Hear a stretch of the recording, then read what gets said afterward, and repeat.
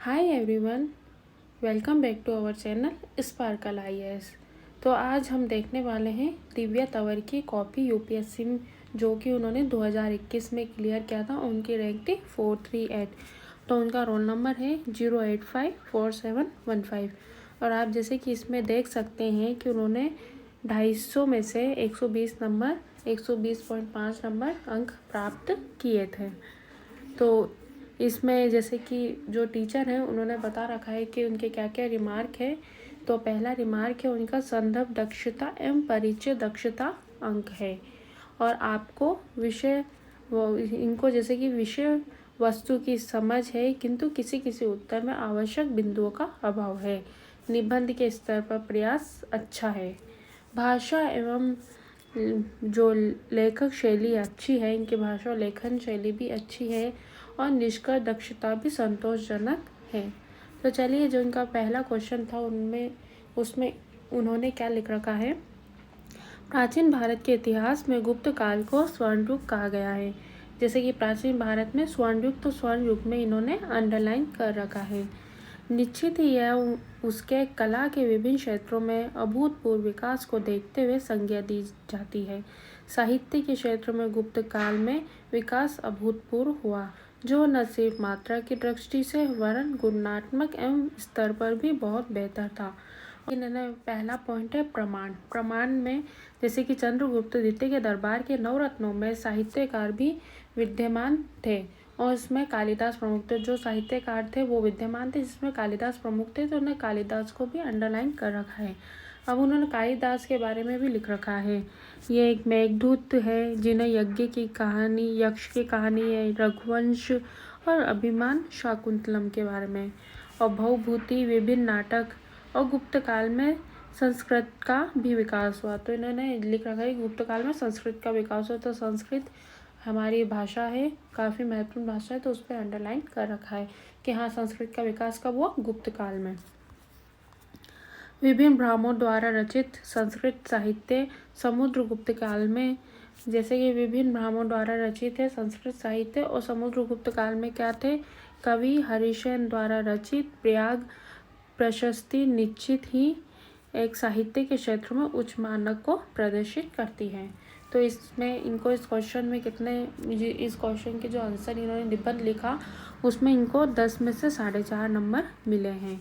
और यहाँ पे रिमार्क लिख रखा है जैसे कि विषय वस्तु के स्तर पर प्रयास अच्छा है किंतु और बेहतर किया जा सकता है। इन्होंने कहा जैसे कि विषय वस्तु पर अच्छा लिख रखा है लेकिन और अच्छा लिख सकते हैं, तभी उनको और अच्छे अंक मिल जाते हैं, लेकिन इनको अभी इसमें 10 में से 4.5 अंक ही मिले हैं। अब इनका दूसरा जैसे कि निबंध लिखा हुआ है, संस्कृत राष्ट्र की एक रिपोर्ट अनुसार भारत विश्व के हर 3 बाल वधुओं में से एक का घर है, अर्थात विश्व के 1/3 बाल विवाह केवल भारत में ही घटित होते हैं। तो बाल विवाह के में जो इन्होंने निबंध लिखा है वो इस प्रकार लिखा हुआ है। लेकिन बाल विवाह को समाप्त करने हेतु नीचे ही भारत सरकार व विभिन्न राज्यों ने कदम उठाए हैं तथा सतत विकास के लक्ष्य 3 व लक्ष्य 5 तथा अन्य लक्ष्यों को प्राप्त करने हेतु प्रतिबद्ध है। हमें भारत में बाल विवाह के लिए जिम्मेदार कारक, तो जिम्मेदार कारक जो इन्होंने बता रखे हो किस तरह का, जो बिल्कुल क्लियर दिख रहा है कि उन्होंने कितना क्लियर लिख रखा है। जैसे पहला है निरक्षरता का उच्च स्तर, गरीबी के भयावहता, दहेज प्रथा जैसे सामाजिक बुराइयां, नारी सशक्तिकरण की निम्न दर और जागरूकता का अभाव, राजनीति इच्छा शक्ति की कमी, निम्न लिंग अनुपात और महिलाओं की सुरक्षा को लेकर अभिभावकों की चिंता, और लास्ट में बता रखा है महिलाओं की रोजगार क्षेत्र में कम हिस्सेदारी। तो ये इस तरह से इन्होंने बता रखा है। तो बाल विवाह के समाधान हेतु क्या सुझाव बता रखा है, जैसे कि शिक्षा का स्तर बढ़ाया जाए, खासकर महिलाओं में जागरूकता का फैलाव, एनजीओ व विभिन्न हेल्थ वर्कर्स को शामिल कर स्वास्थ्य की नकारात्मक के परिणाम बताए जाए, गरीबी को दूर करने के उपाय, सामाजिक जागरूकता विज्ञापनों, कानून तोड़ने वालों के खिलाफ सख्त कार्रवाई की जाए, महिलाओं को रोजगार क्षेत्र में लाया जाए, महिलाओं की सुरक्षा की सुनिश्चितता की जाए। तो देखो इन्होंने कितना क्लियर बता रखा है, एक पॉइंट बता रखा है कि इसका समाधान अपन कैसे कर सकते हैं बाल विवाह में। अतः यद्यपि सरकार के प्रयासों से जागरूकता आ रही है, लेकिन हमें अपने प्रयास को अनवरत रूप से जारी रखना है। तभी हम इस बुराई की जड़ को खोज सकेंगे। तो इसमें भी इन्होंने 10 में से 4.5 अंक प्राप्त किए हैं। और इसमें देखो रिमार्क किया है, अब अब के समझ है, जानकारी अच्छी, इनको जानकारी अच्छी और समझ अच्छी है, लेकिन थोड़ा इनको और सुधार करना पड़ेगा ताकि और अच्छे अंक ला सके। तो अब अगला निबंध है, इस उद्धरण के माध्यम से विद्वान यह कहना चाहते हैं कि किसी भी व्यक्ति में उत्साह की प्रवृत्ति को देखने को मिल जाती है, लेकिन सशक्ति की प्रवृत्ति समाज में विरल ही मिलती है। हम एक उदाहरण के माध्यम से समझ सकते हैं, जिस प्रकार महात्मा गांधी ने स्वतंत्रता आंदोलन में इसी भाषा का इस्तेमाल किया है। असहयोग आंदोलन की शुरुआत में जनता की भागीदारी अभूतपूर्व थी, लेकिन चोरी चौरा घटना के बाद गांधी जी के आंदोलन को वापस लेने को समर्थन नहीं मिला, क्योंकि शायद सशक्ति दुर्लभ होती है। एक लंबे समय तक अंग्रेजों से मुकाबला करते हुए अनेक शोषण को सहने की शक्ति दुर्लभ ही कही जाएगी। किसी भी कार्य को शुरू करने का उत्साह लगभग प्रत्येक व्यक्ति में मिल जाएगा, लेकिन उस व्यक्ति की तमाम बाधाओं को पार करते हुए, उन मुसीबतों और समस्याओं को सहन करते हुए एक अंतिम लक्ष्य तक पहुंचना हर जगह दृश्य नहीं है। इस प्रकार अंबेडकर जी द्वारा अपने अपमान को, शोषण व वंचित को सहते हुए भारत के संविधान निर्माण के रूप में उभरना उनकी दुर्लभ सशक्ति को भी प्रदर्शित करता है। तो इस निबंध में इन्होंने 10 में से 5 अंक प्राप्त किए। इसमें गुड मिला इनको रिमार्क। और विषय वस्तु एवं जानकारी अच्छी, इसमें भी इनको विषय वस्तु और जानकारी अच्छी दी गई, इनको पता है, तो इन्होंने निबंध भी काफ़ी अच्छा लिखा है। अगला 4th निबंध है, जनसंख्या में लगातार वृद्धि के लिए एक विचारणीय विषय रखा रहा है। ये एक जनसंख्या के ऊपर निबंध पूछा गया है। ऐसा नहीं कि सरकारों द्वारा उपाय नहीं किया गया, परंतु यह मुद्दा एक सामाजिक आर्थिक मुद्दा है और इससे निपटने के लिए समग्र और बहुआयामी रणनीतियों की आवश्यकता है। तो ये इस तरह का निबंध इन्होंने दे रखा है। अब इसमें जैसे कि सामाजिक व आर्थिक, इसमें मुद्दे कौन कौन से वो भी देखो इन्होंने कितने क्लियर एक एक पॉइंट बता रखा है। भारत में अधिक गरीबी में बड़ा परिवार एक संपत्ति परिवार होता है और स्वास्थ्य सेवाओं के सब एक पहुंच नहीं, बच्चों की मृत्यु का भय, लड़की की चाहत, लैंगिक विषमता के कारण आजकल वैसे कम हो गया है कि लड़के या लड़की में कोई भेद नहीं, पर फिर भी आजकल कहीं ना कहीं लड़के और लड़की में भेद किया जाता है। गर्भ निरोधक उत्पादों तक सार्वभौमिक पहुंच नहीं, परिवार नियोजन के बारे में जागरूकता की कमी।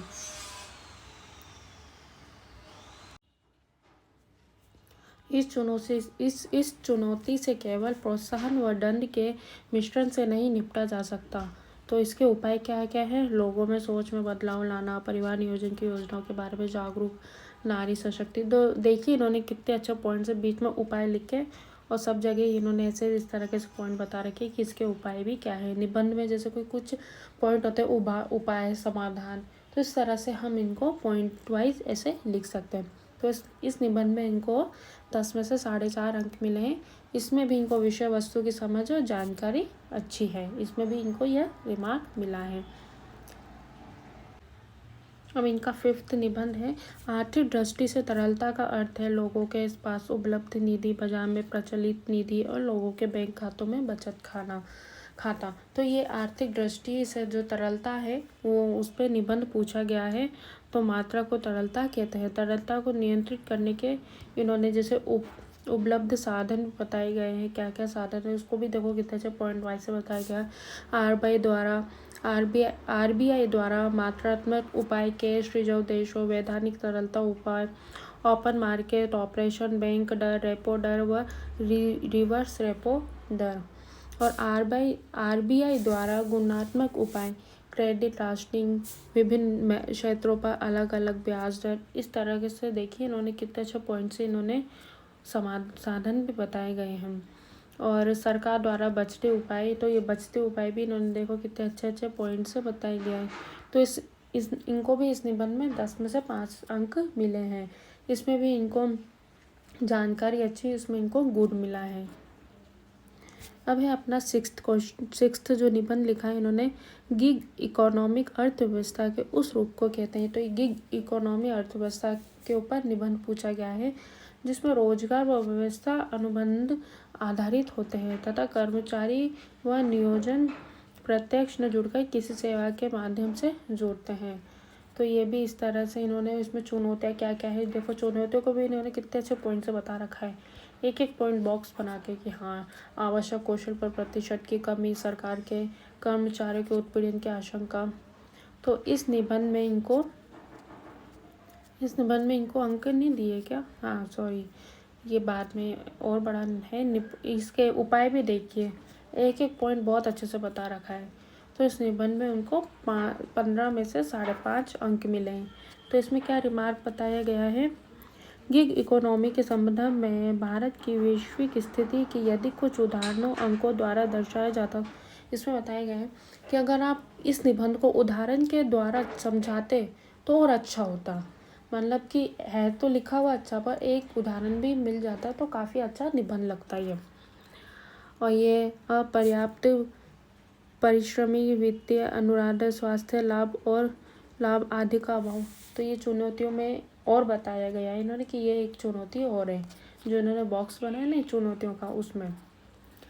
अब है जैसे उपाय इन्होंने लिखे, तो इन्होंने भी 2 उपाय और बता दी कि ये भी उपाय हो सकते हैं। प्रयास अच्छा है किंतु उपयुक्त सुझावों के आधार पर और बेहतर किया जा सकता। सब कुछ अच्छा है निबंध में, जैसे वो बता दे इन्होंने उदाहरण, और उपाय में भी 1-2 पॉइंट इन्होंने बता दे, चुनौती में भी 1-2 पॉइंट इन्होंने बता दी। तो इन्होंने बोला कि हाँ अच्छा है, लेकिन आप और बेहतर कर सकते थे, तभी तो उनको 15 में से 5.5 अंक मिले हैं। अब 7वां निबंध है, कोरोना वायरस ने दुनिया भर को नकारात्मक रूप से प्रभावित करने के साथ ही स्वदेशी समुदाय पर विशेष रूप से नकारात्मक। तो एक कोरोना वायरस के बारे में बताया गया है, और इसमें जैसे कि स्वदेशी समुदाय के आर्थिक प्रभावित होने के कारण। तो ये कारण आर्थिक प्रभावित होने के कारण क्या क्या है, निरक्षरता का उचित स्तर, मतलब देखिए इन्होंने हर चीज़ में, हर निबंध में इस तरह से कुछ भी हो, जैसे सुझाव बताना हो, चुनौतियाँ बतानी हो, तो उन्होंने कितने अच्छे पॉइंट से बता रखे। तो अपन निबंध भी इस तरह से लिख सकते हैं। और फिर इन्होंने बताया है, भारत विविधतापूर्ण देश के होने के कारण स्वदेशी समाजों भी बड़ी संख्या में समाहित है। इसमें गोंडा, मुंडा, टोडा, बंजारा, कोल, चुआर आदि जनजातियाँ, ये एक तरह की जनजातियाँ बताई गई। अब इनके महामारी से क्या प्रभाव पड़ा, तो वो भी पॉइंट में बहुत अच्छा बताया। गरीबी बढ़ी है, गरीबी क्यों बढ़ी है, जैसे कि बहुत से लोग जो नौकरी करते थे, कोई नौकरी करते थे, किसी की नौकरी छूट गई, किसी के व्यवसाय अच्छा नहीं चल रहा, तो वो इन्होंने अच्छे से बता रखा है। देखो एक एक करके पॉइंट बता रखा है। इस प्रकार महामारी ने हमें अपने स्वदेशी समुदाय के जीवन व समस्याओं की ओर उन्मुख किया है। तो ये इस तरह का निबंध है। तो इस निबंध में इनको 15 में से 7 अंक मिले हैं। अवधारणात्मक वो समझ व जानकारी की अच्छी, इसमें इनको ये रिमार्क मिला है। हमें 8वां निबंध, कोविड-19 महामारी ने विभिन्न मुद्दों के साथ सहकारी, ये कोविड-19 के बारे में, कोरोना वायरस के बारे में बताया गया है पुराना। अब देखो इन्होंने फिर पॉइंट, मतलब हर निबंध में इन्होंने अच्छे से टेबल बना के पॉइंट को समझाया गया है कि स्वास्थ्य को समग्र सूची में क्यों शामिल किया गया है। ये देखिए इन्होंने कितना अच्छा निबंध बिल्कुल समझा के कि हाँ, जो चेक कर रहा है कॉपी उसको बिल्कुल क्लियर समझ, हाँ ये पॉइंट है, ये पॉइंट है, ये पॉइंट है, ये पॉइंट है, बहुत अच्छे से इन्होंने बता रखा है। तो इसके लाभ संबंधित मुद्दे भी देखो कितने अच्छे से जैसे कोई कॉपी चेक करे तो लगे हाँ ये पॉइंट राइट, ये राइट, ये राइट। अगर कोई पॉइंट गलत है तो उस पर यूँ गलत भी कर सकता है। तो ये बहुत अच्छा इन्होंने निबंध इस तरह से बहुत अच्छी तरीके से लिख रखा है। और इस निबंध में इनको 15 में से 6.5 अंक मिले हैं।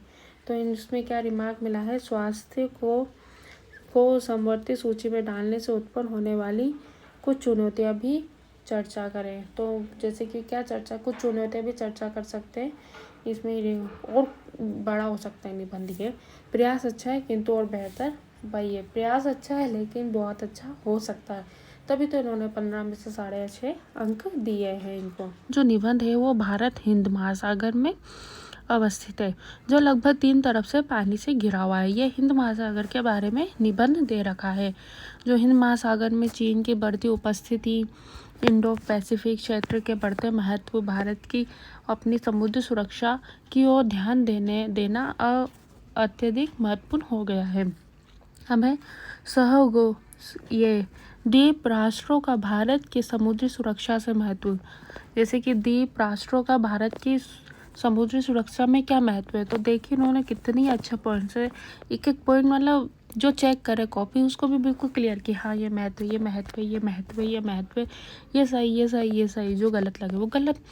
तो इन्होंने काफ़ी अच्छे से बता रखा है निबंध में। तो हम भी इसी तरह से इनको, जैसे किसी का महत्व बनाता है, किसी का चुनौती, कुछ भी बताना, तो इस तरह से पॉइंट्स हम बता सकते हैं।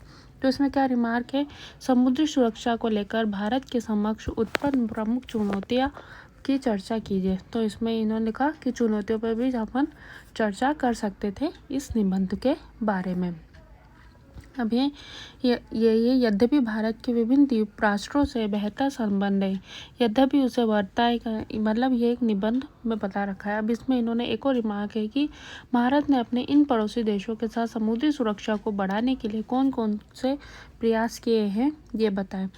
तो जो अपने पड़ोसी प्रदेश से क्या क्या प्रयास किए हैं सुरक्षा बढ़ाने के लिए, वो भी इसमें बताना था, चुनौतियाँ भी बतानी थी। और प्रयास अच्छा है किंतु उपयुक्त सुझावों के आधार पर और बेहतर हो सकता था। इसमें बता रखा है तो बहुत अच्छा निबंध, क्योंकि इन्होंने जो समझा रखा है ना वो काफ़ी अच्छी तरह से समझा रखा है। जैसे एक एक पॉइंट द्वीप राष्ट्रों का भारत की समुद्री सुरक्षा में महत्व का जो पॉइंट बता रखे, काफ़ी अच्छे बता रखे, पर और कुछ अच्छा भी हो सकता था। तो इनको इस निबंध में 15 में से 5.5 अंक प्राप्त हुए हैं। अब अपना 10वां निबंध क्या है, जलवायु परिवर्तन और निरंतर सूखे की वजह से भारत को जल संकट की समस्या से जूझना पड़ रहा है। इसमें जो जल और जलवायु के बीच का जो निबंध है उसके बारे में पूछा गया है। इसका प्रमुख कारण ये भी है कि भारत एक कृषि प्रमुख देश है, ये बताया गया। अब भारत का जल संकट से जूझने का कारण, तो ये कारण देखो वही हर निबंध में इन्होंने इस तरह के चार्ट बना रखे ताकि जो कॉपी चेक कर रहा है उसको सब कुछ क्लियर दिखाई दे। तो इसी तरह हम भी यूज़ कर सकते हैं। ये क्या है, जूझने का कारण, ये भारत का जल संकट। अब इस संकट से सबसे ज़्यादा निश्चित रूप से महिला ही पीड़ित है। महिला ही पीड़ित है, कारण महिलाएं क्यों पीड़ित है उसमें कारण भी बता रखा है। जैसे कि मासिक धर्म के समय स्वच्छता से दूरस्थ क्षेत्रों तक जाकर सिर पर पानी धोना, वही महिला ही पानी धोती है। लड़कियों पर काम का दबाव, शिक्षा में नकार, सही बात है, अगर वो जैसे पानी धोना, एक पानी को उठाना तो उनको काम करना पड़ता है, तो शिक्षा पर नकारात्मक प्रभाव पड़ता है।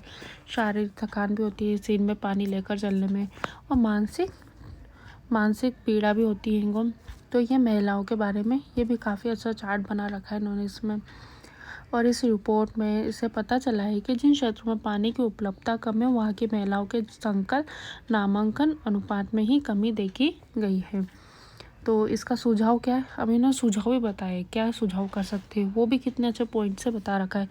वर्षा जल संग्रहण की तकनीक, वर्षा जो होती है उसको जल संग्रहण भी कर सकते हैं किन तकनीकों से। तो सुझाव भी देखो कितने अच्छे क्लियर, ये सही, ये सही, ये सही, देखो इन्होंने राइट लगा रखा कि हाँ ये बिल्कुल सही है। तो कॉपी चेक करने वाला जल्दी जल्दी चेक कर लेता है, तो एक अच्छा है। तो इसमें इनको 15 में से 7.5 अंक प्राप्त हुए हैं, और इसमें भी इनको गुड मिला है। ये काफ़ी अच्छा निबंध लिखा है इन्होंने। अब है 11 का जो निबंध है उसका प्रश्न क्या भारतीय सिनेमा हमारी लोकप्रिय संस्कृति को आकार देता है या केवल इसे दर्शाता है। क्या भारतीय जो सिनेमा है हमारी लोकप्रिय संस्कृति को आकार देता है या केवल इसे दर्शाता है, ये एक तरह का निबंध इसमें पूछा गया है। तो इसमें यह है, भारतीय सिनेमा भारतीय समाज पर अपने प्रभाव के लिए विख्यात है। समाज के हर वर्ग को हर युग में यह प्रभावित। हाल ही में मैडम चीफ मिनिस्टर फिल्म है। आर्टिकल 15 एक मूवी है, वो बहुत अच्छी मूवी है, देखना। और मैडम चीफ मिनिस्टर, जिसमें दर्शाने का प्रयोग किया। और पिंक मूवी भी काफ़ी अच्छी, पिंक में, और ये पिंक है जो अमिताभ बच्चन की मूवी है। नारी स्वतंत्रता के एक नए मैडम सीएम भी, जिस प्रकार ये एक दलित महिला के उपकर, मतलब काफ़ी ये मूवी उसमें है जो मतलब एक संस्कृति जो हमारे भारत में मतलब किसी के साथ गलत हो रहा है, महिलाओं के साथ क्या गलत हो रहा है, और दलित महिला एक अफसर बन जाती है, उभर मुख्यमंत्री बन जाती है। तो ये मूवी उन्होंने उदाहरण दे रखे हैं इस तरह के। तो इसमें इन्होंने क्या रिमार्क दे रखा है, निबंध की शुरुआत यदि किसी प्रसिद्ध विद्वान के कथन, उदाहरण या अपने किसी व्यक्तिगत अनुभव को बताए तो शुरू किया जाए तो ज़्यादा बेहतर होगा। उन्होंने बोला निबंध काफ़ी अच्छा है, पर आपको निबंध में कोई प्रसिद्ध विद्वान का एक स्टोरी या आपकी कुछ स्टोरी बतानी होती तो वो काफ़ी अच्छा होता। तो ये देखिए, ये इस तरह का निबंध, ये इसमें गुण मिला है इनको कि शारीरिक स्वतंत्रता को अपनाने पर संस्कृति को आकार देने की कोशिश की गई है। तो इस निबंध में इन्होंने कितने अंक प्राप्त किए, ये जैसे कि मूवी का बता रखा है। हम प्रत्यक्ष तो रूबरू नहीं हो सकते, लेकिन ऐसा ज़रूरी है कि बातें हमें सिनेमा में दिखाई देती है। ये पूरा जैसे कोविड-19 की महामारी से पहले एक ऐसी फिल्म बनाई गई थी जिसमें एक मूवी थी जिसमें कोविड-19 मतलब पहले मूवी में बता दें कि हाँ इस तरह की महामारी है। वो काफ़ी पुरानी मूवी है। और 1970 के दशक से पहले महिलाओं की स्थिति भारत में बहुत अधिक सशक्त थी। ये पूरा और इसी प्रकार #MeToo अभियान का भारतीय सिनेमा में प्रचलन हो गया। अनुच्छेद 375 के तहत महिलाओं को चेतावनी दी है। सिनेमा ने एक बेहतर दर्पण का कार्य किया है। ये इन्होंने काफ़ी बड़ा निबंध लिखा है, इसमें पूरा मूवी के बारे में बताया गया है। तो इसमें और ये इन्होंने निष्कर्ष भी बता रखा है इसका, ये निष्कर्ष पूरा सिनेमा का। भारतीय सिनेमा भारतीय जीवन का एक अत्यंत महत्वपूर्ण हिस्सा है, जिसने जीवन के सभी पक्षों और संस्कृति के आयामों को दर्शाने से प्रकार ये पूरी निष्कर्ष भी बता रखा है, ये भी काफ़ी अच्छी तरीके से बता रखा है। तो इनको इनमें से 125 में से 65 नंबर मिले। निबंध के स्तर पर आपकी समझ अच्छी हो, इसमें भी इनको अच्छा बता रखा है। निबंध आपने काफ़ी अच्छा लगा। और लास्ट में इन्होंने सिनेमा के बारे में कहा, सिनेमा की शक्ति पूरे विश्व को बदलने का सामर्थ्य रखती है। ये जो 125 में से जो 65 नंबर है, ये पूरे टोटल इनके कितने, जो टोटल है इनके 125 में से 65 वो पूरा सिनेमा पे जो निबंध लिखा था उसके ऊपर है। तो टोटल इनके 250 में से 120.5 नंबर प्राप्त हुए हैं। तो ये देखिए, पहले निबंध में 11 में से 4.5 नंबर, 12 में से 4.5 क्वेश्चन नंबर। अच्छा, ये क्वेश्चन नंबर 11 है और ये मार्क्स दे रखे हैं।